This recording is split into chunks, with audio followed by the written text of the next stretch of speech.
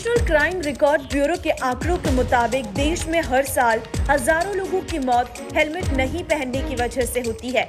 देश में लोगों को हेलमेट पहनने के लिए जागरूक करने का अभियान लेकर दिल्ली का एक शख्स बाइक से भारत की यात्रा पर निकला है। दरअसल हेलमेट पहनने और जीवन बचाने का संदेश लेकर बाइक राइडर और पेशे से कॉर्पोरेट ट्रेनर अंश अभी तक गढ़वाल मंडल के सभी जिलों में घूमने के बाद अब कुमाऊं यात्रा पर है। उसके पहले चरण का अभियान राज्यों और केंद्र शासित प्रदेशों में घूमने का पूरा हो चुका है, जिसके बाद अब वो जिलों में घूमकर फिलहाल उनकी इस यात्रा में 400 से अधिक जिले पूरे हो चुके हैं। साथ ही अंश देश भर के लोगों को संदेश दे रही हैं कि हेलमेट को पुलिस से मिलने के लिए नहीं बल्कि अपने घर वालों से मिलने के लिए पहने। कुमाऊं में यात्रा के दौरान अंश बागेश्वर पहुंचे और हमारी न्यूज 31 की टीम ने उनसे बातचीत की, जिसमें अंश ने अपने अनुभवों को साझा किया। पेश है बागेश्वर से न्यूज 31 उत्तराखंड के लिए लता प्रसाद और नवीन कुमार की ये स्पेशल रिपोर्ट। आज हम आपको बहुत ही खास मेहमान से मिलाने जा रहे हैं, जिनका नाम है द अंश मिस्टिक राइडर। इनका नाम राइडर क्यों पड़ा वो तो हम इन्हीं की जुबानी जानेंगे, लेकिन बहुत सारे ऐसे काम हैं जो इन्होंने किए हैं, उसके बारे में हम थोड़ा बहुत आपको बताएंगे। अंश, आपका स्वागत है बहुत बहुत न्यूज़ 31 उत्तराखंड में। और हम आपसे जानना चाहेंगे कब से आपकी इस सफ़र की शुरुआत हुई। नमस्कार। सबसे पहले तो मैं ये बताने की कोशिश करूंगा, उत्तराखंड में आने के बाद एक बहुत ही पॉजिटिव एनर्जी के साथ मैं चल रहा हूँ इस सफ़र के दौरान। 2 अक्टूबर 2018 गांधी जयंती के दिन ये सफ़र मैंने शुरू किया, जिसका नाम है वन इंडिया वन राइड। एक ही भारत है और एक ही भारत में सारे राज्यों में, सारे केंद्र शासित प्रदेश में एक ही मोटरसाइकिल एक्सपीडिशन में पूरा करने का पढ़ने के लिए निकला था। अच्छा, जैसे आपने इस अभियान का नाम वन इंडिया वन राइड रखा, तो इस नाम के पीछे क्या रीजन था? एक भारत है, इसको बीच बीच में तोड़ के एक सफ़र पूरा नहीं करने के बजाय एक ही राइड के थ्रू पूरा भारत कवर करना है, तो इसके पीछे का मकसद यही था। और जो इसकी फंडामेंटल प्रिंसिपल, जो फंडामेंटल मुद्दा लेके मैं चला था, वो था transform your passion in bringing positive social change.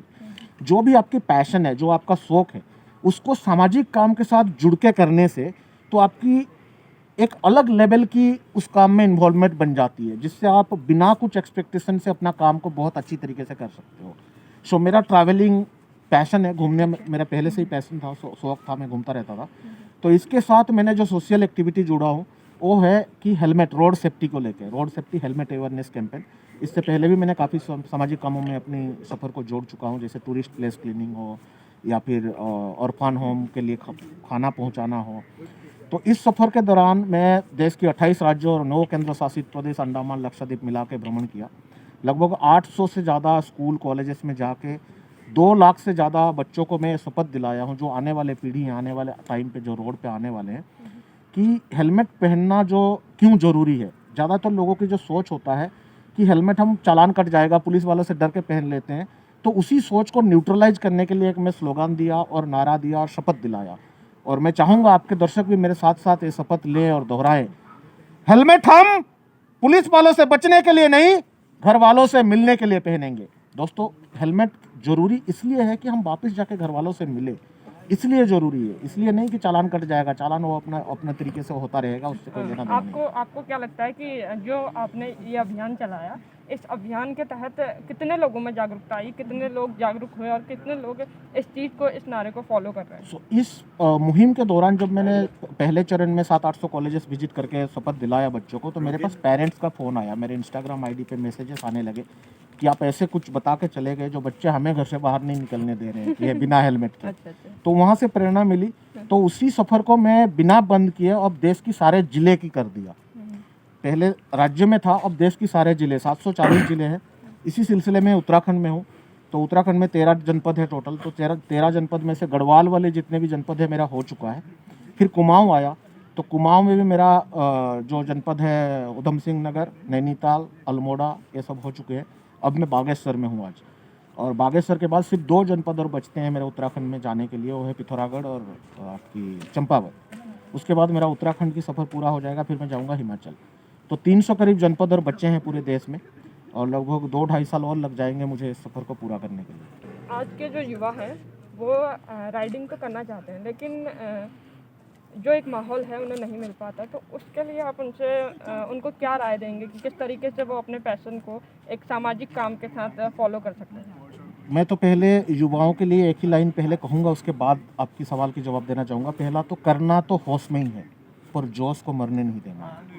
ये बात ध्यान रख के चलना है। कोई भी काम हम जोश पे उठ के चल पड़े, किसी को देख के, ऐसे नहीं करना है। करना सब कुछ होश में है, पर जो मन में है उसको मरने भी नहीं देना। अब आपने राइडिंग, जो राइडिंग का हमारे देश में अभी मोटरसाइकिलिंग का ट्रेंड जो है बहुत काफ़ी चलने लगा है, और ये एक अच्छा खासा माइंड लेवल की सेटिस्फेक्शन देता है। जब आप मोटरसाइकिलिंग करते हो, आपकी फोकस जो है पूरा रोड पे रहता है बिना अल्टर हुए।